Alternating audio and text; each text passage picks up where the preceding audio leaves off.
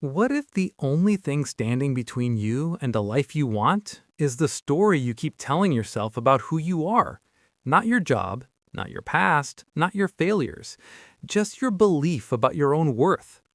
Today, we're unlocking the hidden psychology of self confidence, why some people walk into a room and own it, while others shrink into the background, and more importantly, how you can train your mind to finally step into the confident, capable version of yourself that has been there all along. Before we dive in, make sure you subscribe to the channel so you don't miss any of our upcoming book breakdowns that turn powerful ideas into real life transformation. The book Growing Your Self-Confidence revolves around one powerful truth. Confidence is not something you're born with, it's something you build from the inside out. It's not about pretending to be fearless. It's not about arrogance or acting superior. True confidence is knowing who you are, accepting your strengths and your flaws, and still moving forward anyway. The author makes it clear. Self-confidence is an inner state, not an external performance. Part 1. The Foundation of Confidence, Self-Awareness. Everything starts with one ancient idea. Know yourself. You can't build confidence if you don't understand who you are. That means knowing your strengths, acknowledging your weaknesses, recognizing your potential, and accepting your imperfections without shame. But there's a balance. If you focus only on your flaws, you fall into self-criticism and overthinking. If you ignore your limits, you fall into dangerous overconfidence. Real confidence lives in the middle. My limitations don't define me, and my strengths don't make me superior. They simply make me human. Part 2. How low confidence is created. Low self-confidence doesn't just appear overnight. It's built slowly, often starting in childhood.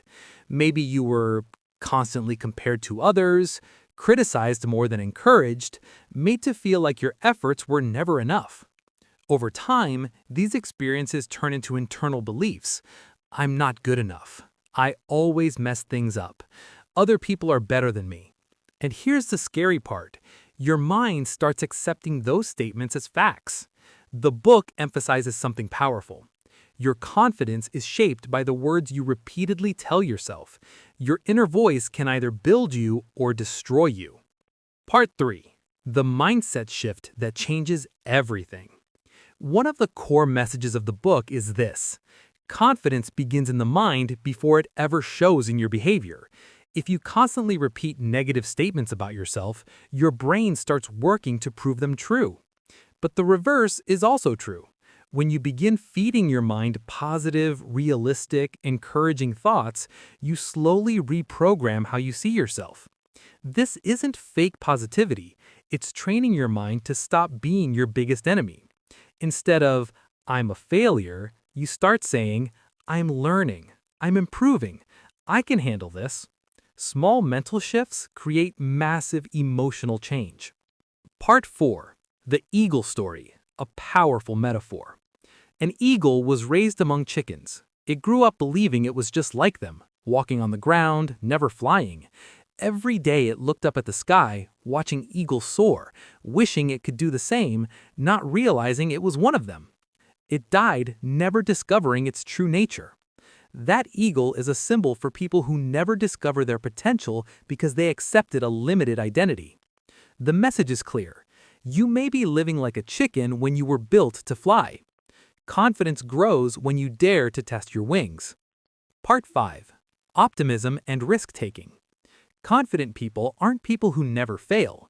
They are people who believe they can handle failure. Optimism plays a major role. Not blind optimism, but the belief that I can try, I can grow, I can improve. Confidence grows when you take small risks, try new things, step slightly outside your comfort zone. Every small success becomes proof that you are more capable than you thought. And even when you fail, you gain experience, and experience builds resilience, which strengthens confidence. Part 6. Practical ways to boost confidence. The book gives several simple but powerful strategies. 1. Set realistic goals. Don't aim for impossible leaps at the beginning. Achievable goals create momentum, and momentum builds belief. 2. Control your self-talk. Stop using harsh, sweeping statements like, I always fail or I'm useless. Replace them with constructive truth. That didn't work, but I can try differently. 3. Develop your skills. Confidence grows when competence grows. Improve communication, writing, public speaking, or any talent you enjoy. Skill development directly feeds self-belief. 4. Use positive memories. When your confidence drops, remember past successes, even small ones. Your brain needs reminders that you've succeeded before. Part 7. Confidence comes from within. One of the most repeated ideas in the book is this: no external praise can fix internal doubt. People can encourage you, but if you don't believe in yourself, it won't stick. True confidence is an inside job. It comes from accepting yourself, forgiving your past, recognizing your worth, and choosing to grow instead of hide. You don't become confident by waiting to feel ready. You become confident by acting despite not feeling ready. The biggest takeaway from growing your self-confidence is simple but life-changing. You are not lacking confidence because you are incapable. You are lacking confidence because you have believed the wrong story about yourself. Confidence is not found. It is built, thought by thought, action by action, day by day.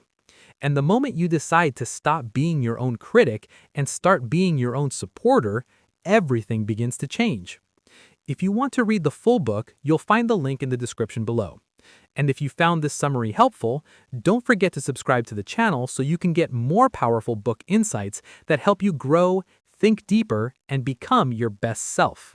See you in the next video.